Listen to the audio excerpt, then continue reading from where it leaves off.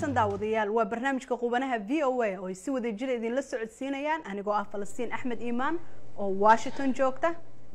iyo anigoo ah Ridwan Xaaji oo London jooga qodobada toddobaadkan aan idin haynana waxa kamid ah wareysi aan la yeelanay mid kamid ah shaqaalaha gargaarka oo ka hadlaya xaaladda abaaraha ka jira Soomaaliya iyo waliba howlaha gurmadka idaacadda VOA iyo jaamacadda Minnesota oo Minneapolis ku qabtay kulan looga dooday cabsida ay waalidiinta Soomaalidu ka qabaan talaalka iyo xiriirka ka dhaxeeya cudurka autism-ka daraasad cusub oo lagu ogaaday in daweynta cudurka malaariyada ee carruurta dhigatay iskuulada Afrika ay kor u qaadi karto in carruurtaasi ay heer fiican ka gaaraan dhinaca waxbarashada qodobadaas ayaan idinku haynaa barnaamijkeena qubanaha VOA-da ee toddobaadkan xaaladda abaarta ee ka jirta deegaano ka mid ah Soomaaliya ayaa wali heer adag maraysa iyadoo meelaha qaarkoodna ay ka da'een roobab ka yar intii la filayay sanadkan hay-adaha samafalka ayaa sheegay in lacago badan oo lagu yaboohay gargaarka abaarahana loogu talagalay aanay gaarin meelihii ama waqtigii loogu talagalay waxaana taasi ay sababaysaa in geeska Afrika ay soo wajahdo dhibaato dhinaca cunnada ah haddaba xaaladda abaarta Soomaaliya ka taagan iyo howlaha gurmadka ayaan ka wareysanaynaa Saciid Sheekh Cabdi oo ah sarkaal xiriirka caalamiga u qaabilsan hay'adda ARC American Refugee Committee oo haatan New York ku sugan isagoo ka soo noqday Soomaaliya ku soo dhawow Saciid qubanaha VOA mahadsanid Falastiin qaramada midoobay waxay sheegtay in macaluusha Soomaaliya ka dhacday laga baaqsaday balse wali ay dhibaato jirto oo heerka abaartuna uu aad u daran yahay maxaad ku qiimeyn kartaa heerka abaaraha halkeese ugu daran hadda Falastiin marka hore waa mahadsan tahay marxaladda dalka uu ku jiro waa marxalad aad u adag dhinaca abaarta inkastoo roob uu da'ay roobabka laakiin roob yar ayaa da'ay oo xilligii loogu talagalay inuu da'ana uu ka soo dahay cadadii loogu talagalay inuu da'o oo uu da'i jiro roobabka ay da'i jireen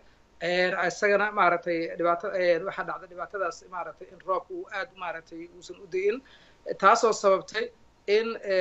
geedihii daaqii xoolaha ay cuni jireen inuu ka soo daaho inay soo baxaan xoolihii inay cunto la'aan iyo biyo la'aan ku dhacdo marka marxaladda guud markaad fiirisid dalka waqooyiga ilaa koonfurta aad ayay u baahan tahay sidoo kale waxa intuu la egyahay gargaarka iyo gurmadka la gaarsiinayo dadka abaaruhu ay hayaan aad ayuu u yaryahay markii lala barbar dhigo maaragtay gurmadka caalamka ama Soomaaliya ama dadkaasi u baahan yihiin aad ayuu u yaryahay sababtoo ah meelaha qaarkood maba la taginbo marka mid aad u yar waaye dadkaas aan kugu sheegayo oo dhibaatada haysatana waa dad 80% xoolahoodii ka dhamaaday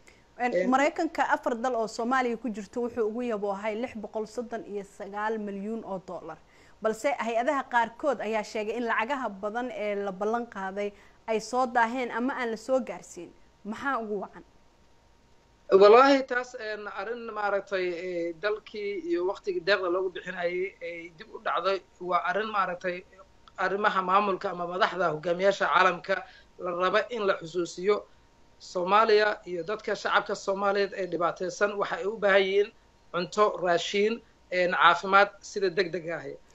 sida la socotid 2011 ilaa 250,000 oo qof oo Soomaali ah ayaa ku dhintay Soomaaliya abaarihii 2011 marna sidoo kale inay dhacdo marka hadii la soo daaho ay dadkii dhintaan wax weyn oo matarayso marka sababtoo ah dadkii ayaa aad u dhamaanaya marka waxaan ka codsan lahaa in maaragtay ay aad u tixgeliyaan sababtoo ah baahida aad ay u badan tahay gargaar degdeg ahna waa loo baahan yahay oo wadankii maaragtay ku jira xaalad aad u adag marka hay'adda ARC oo kala tusaale ahaan maxaa dadka gaarsiisaan oo deeq ahaan aad u bixisaan Falastiin annaga hadda waxaan bilihii la soo dhaafay kaliya ilaa 1,350 oo tan oo cunto ah raashin ah ayaan u qaybinay oo gobolada ugu badan Soomaaliya iyo maaragtay aan ka qaybinay iyo marka lagu daro maaragtay Somaliland sidoo kale waxaan qaybinay in ka badan 6 milyan oo litir oo biyo ah waxay ka mid tahay only qaybtii aan ugu talagalnay abaaraha annagoo kaashanayna maaragtay deeq bixiyaal gooni ah oo maaragtay ku soo kordhay sanadkan oo Soomaaliya u istaagay iyo dadka Soomaaliyeed iyo maaragtay marka sidaas darteed annaga waxaan u suurta gashay in cuntadaasi iyo raashinkaasi aan qaybino sidoo kale iyaduna waxa muhiim ah mashaariic aan hore u wada jirnay inaan aad u zaa'idinay oo ka mid yahay mashruuca caafimaadka maadaama cudurka shuban biyeedka iyo maaragtay uu kusoo batay Soomaaliya iyo cudurka kolooraha marka sidaas darteed maaragtay baahidii waa badan tahay laakiin waxa hay'addu ay qabanayso ma gaarsiin karno meelo badan oo Soomaaliya iyo Somaliland ba ka mid ahay waxaa jira shakhsiyaad caan ah oo Mareykan iyo European buu isugu jira oo isku xilqaamay inay Soomaaliya caawiyaan dadkaasi hay'adiina ay qaarkood ka ashadaan intee buu leeyahay howlaha gurmadka ay dadkaasi ku lug leeyihiin dadkaasi waxa laba arin ayay sameeyeen oo dadkaasi caalamiga sida la socotay nin dhalinyaro ah oo u dhashay dalka Faransiiska ayay fikradaasi ka timaaday waxa uu suurta geliyay cuntada ugu badan ee aan ka qaybinay oo aan u qaybinay dadkaasi dhibaataysan iyo biyaha ugu badan in ay ka timaado deeqda ayaga sidoo kale waxa ay kale ay sameeyeen kuma hakan sidaas darteed ayaga naftigooda ayaa nala qaybiyay oo nala tagay oo nala safray shalayto ayagaan isla wada imaanay oo ku soo wada laabanay New York waa dad ka go'an oo markii afraad ay nala tagaan oo cuntada nala qaybeen ay marxaladda soo arkaan laba arin ayay dadka Soomaalida ay muhiim ugu yihiin kow waa mid gargaarka cuntada iyo biyaha ay ballan qaadeen iyo lacagta ay raasgareeyeen in lacagta ay maaragtay soo aruuriyeen in lagu caawiyo waxay kaloo suurta geliyeen in ay kaashadaan diyaaradda Turkish Airlines oo ay dhahaan maaragtay cuntada aan laga heli karin Soomaaliya waa cuntada nafaqada ee carruurta loogu talagalay inay Turkish Airlines ama diyaaradda Turkiga ay lacag la'aan ku qaado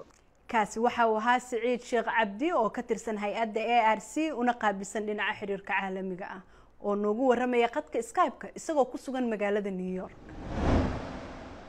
VOA ayaa iyadoo kaashanaysa jaamacadda Minnesota waxay Minneapolis ku qabatay kulan looga hadlay tallaalka iyo autism-ka iyo xiriirka ka dhaxeeya khubaro dhakhaatiir iyo qaar ka mid ah waalidiinta carruurta qaba cudurka autism-ka ayaa kulanka ka qayb galay oo fikrado isku weydaarsaday waalidiin badan oo gobolka degan ayaa diiday inay carruurtooda tallaalaan iyagoo cabsi ka muujiya in tallaalku uu cudurka autism-ka ku ridayo maxamed colaad xasan oo kulankaasi xiriirinayay ayaa warbixintan noo soo diray kulankan dadweyne ayaa waxaa martigeliyey idaacadda VOA-da iyo jaamacadda Minnesota qaybteeda arrimaha bulshada ee Humphrey School of Public Affairs waxaa lagu qabtay magaalada Minneapolis ee gobolka Minnesota oo ay ku nool yihiin Soomaalida ugu badan Mareykanka kulankan dadweyne oo ay ka soo qayb galeen in ka badan 200 oo qof ayaa lagu gorfeeyay jadeeco dhawaan ka dilaacday gobolka oo carruurta ugu badan ee ay soo ridatana ay Soomaali ahaayeen iyo sidii khubarada caafimaadka kuwa gobolka culimada iyo waalidiintu ay uga wada hadli lahaayeen khuraafaad iyo kutirikuteeno la xiriira tallaalka jadeecada iyo xanuunka autism-ka oo bulshadaasi ku dhex baahay madaxa laanta afka Soomaaliga ee VOA-da Cabdiraxmaan Yabarow oo ka mid ahaa kooxdii VOA-da ee kulankaasi u tagay gobolka ayaa furay isagoo ka hadlay doorka VOA-da ee kulankan. In our role as a VOA, our main goal is just to disseminate the available information which I know is not complete. Cabdiraxmaan waxa uu yiri doorkeenu VOA ahaan hadafkeenu waxa uu yahay inaanu baahino ilaa iyo hadda macluumaadka la xiriira ee la heli karo macluumaadkaas oo aan ognahay inaanu ahayn mid dhammaystiran oo weli baaris iyo daraasado ay ku socdaan waxaan sida aad ku arkaysaan barnaamijyo aan ka sii diyaarinay saynisku uu yahay mid gaabis ku jira weli oo waxa socda baaritaano la xiriira sidii jawaabo loogu heli lahaa su'aalo badan oo aad qabtaan waxaan runtii la xanuunsanaynaa buu yiri waalidiinta ubadkooda ay dhibaatada ka soo gaartay inagoo sii wadayna inaan ka caawinno gaarista xog kasta oo la heli karo people who are here today will say whatever we know and what they have and what we don't know. I'm sure that we will all benefit from that. kulankan ayaa ku soo aaday xilli gobolka Minnesota uu la hardamayo jadeecadii ugu baaxadda weyneyd ee ka dilaacda tan iyo sanadkii 1990kii 87 qof ayay soo ridatay jadeecada waxaana ugu badan carruurta Soomaalida ee gobolka sababta ay carruurta Soomaalida ugu badan yihiin jadeecada ayaa lagu sheegay in waalidiin badan aysan siin carruurtooda tallaalka jadeecada ee MMR-ta iyagoo ka baqanaya in ubadkooda uu hadli waayo ama uu ku dhaco xanuunka autism-ka baaritaanada faraha badan ee adduunka laga sameeyay iyo kuwa CDC-da ay sameysayba ilaa hadda wax caddayn ah oo tusaya ama tilmaamaya in tallaalkan MMR-ta uu sababayo waxaa la rabaa wax caddayn rasmi ah ma jirto marka sidaa darteed wixina waa muhiim in ilmihii la tallaalo waalidiintii ku sugnaa kulankan oo qaarkood haysta caruur la nool xanuunka autismka ayaa ka hadlay. haddii aynaan haynin jawaabta saxda sidaan ugu hortagi karnaa hadda kuwa kale inay nooga dhacaan arrintaas stateskana barashar inaan ku saarno community in more resource la bixiyo waalidiintana before it's too late sida ay hadda sheegeen cunugeedu caroosh ku jiro ama uu yaryahaba maskaxdiisa lala socdo si dhibkaan looga hortago. shariif cabdiraxmaan maxamed oo imaam ka ah masjidka daarul hijra ee magaalada Minneapolis oo shakiga waalidiinta ka jawaabaya ayaana yiri tallaaladu cudurray dabar goynayaan laakiin markay yimaadaan inay wax kala yimaado waa suuragal bini aadamkuna mar walba wuxuu isku dayayaa inuu wax raadiyo marka cilmi baa la raadin research baa la sameyn researchka aan qayb ka noqono innaguna waan idin baryayaa intaan iska dayno waswaaska dadka aqoonta leh taladooda aan qaadano aniga haddaan ahay sheekhi igu imaam masalada diiniga dhakhtarka ugu tag dhakhtarnimada qof waliba shaqadu yaqaanaha loogu tago. sidoo kale waxaa arintaasi jawaab ka bixisay Canab Guuleed oo isku duwa sare iyo cilmi baare ka ah jaamacadda Minnesota kana mid ahayd xubnihii ay dadku su'aalaha weydiinayeen. waa run inaanan haysanin maxay tahay weli aanan gunteedii ka gaadhin autismka laakiin se talaalka anigu caruurteeda waan talaalay dad badan oo caruurtooda talaalay way jiraan oo waxba noqonin keliya aan rabeyna Soomaalideena waalidiinteena iyo dadka noqon doona waalidkeena u sheegay waxa weeyaan haddii aad u baahan tahay kaalmayn ha kala habsaamin wadan waxaan joognaa dhakhaatiir leh wadan educators leh sida deeqa ay sheegtay marka waxaan jeclaan lahaa inaan ku dadaalno sidan early intervention caruurteeda ugu xidhi lahayn iyo sidaan uga qayb qaadan lahayn cilmi baadhisida socda ee baaritaanka autismka ka gungaadhaya. martidii kulankan dadweyne oo socday 90 daqiiqo kula baxay luqadda Ingiriisiga iyo Soomaaliga ayaa waxay isugu jireen xubno ka tirsan saraakiisha caafimaadka ee gobolka Minnesota, mas'uuliyiin ka tirsan jaamacadda Minnesota iyo mid ka mid ah imaamyada Soomaalida ee waqooyiga Ameerika. daraasad cusub oo dhawaan la soo saaray ayaa sheegaysa in daweynta cudurka malaariyada ee caruurta dhigata iskuulada Afrika ay kor u qaadi karto in caruurtaasi ay heer fiican ka gaaraan dhinaca waxbarashada. malaariyada ayaa la sheegayaa inay saameyn ku yeelato awoodda uu ilmuhu diiradda ku saaro dhinaca waxbarashada. Henry Richwell ayaa warbixintan London ka soo diray.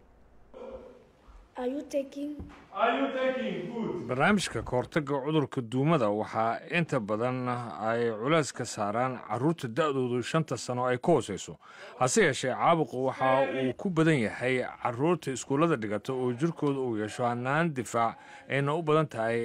in aanay cudurka u dhiman. badi caruurta iskuullada waxaa jirkooda ku jira dulinka duumada iyadoo aanay ka muuqan calaamadihii cudurka.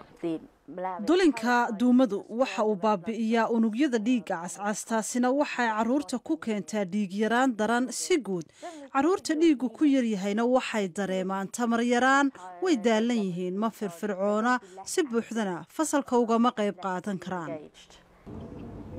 cilmi baarista kahortagga duumada waxaa qayb ka ah ku dhowaada 2,000 oo arday oo reer Maaliya waxaana hormood ka ah hay'adda Save the Children, London School of Hygiene and Tropical Medicine iyo macadka caafimaadka guud ee dalkaasi Maali. kala bar caruurta waxaa la siiyaa qalabka iyo daawada cudurka duumada laga hortago. macallimiinta ayaa casharo duumada ka hadla. waxaa sidoo kaleeto la bixiyaa shabaqa kaneecada iyo weliba kiniin la qaato. waxaa sidoo kale kor u kacay heerkii feejignaanta ee caruurta. hay-adda Save the Children ayaa barnaamijka ku fidisay ilaa 400 oo iskuul oo Maali ku yaala. waa dalka labaad ee tijaabadan lagu sameeyey. daraasada koowaad waxaa lagu sameeyey dalka Kenya, dalkaasi oo cudurka duumada uu sanadka oo dhan ka jiro. daraasadan kale waxaa lagu sameeyey dalka Maali, halkaasi oo duumadu ay dhowr bilood ku kooban tahay. maadaama natiijooyin isku mid ah aan labada meelood ku aragnay, taasi waxay muujinaysaa in duumadu ay tahay dhibaato weyn, heerka caabuquna ay aad u sareeyaan. marka waxyeello badan ayaa halkaa ka jirta. shaqaalaha gargaarka ayaa sheegaya in kahortagga dhiig yaraanta ee gabdhaha Maali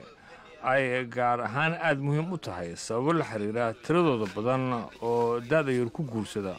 uurkana ku qaada dhiig yaraanta xilliga uurka waxa ay keentaa in caruur miisaan yari ay dhashaan oo heerka dhimashaduna ay kororto. toddobaadkanna intaas ayaan ku joojinaynaa barnaamijkeena qubanaha oo ay idinla socodsiinayeen anigoo ah Ridwaan Xaaji oo London jooga iyo anigoo ah Falastiin Axmed Iimaan oo Washington joogta intaan toddobaadka dambe dib ugu kulmi doono barnaamijkan oo kalena sida iyo nabadgelyo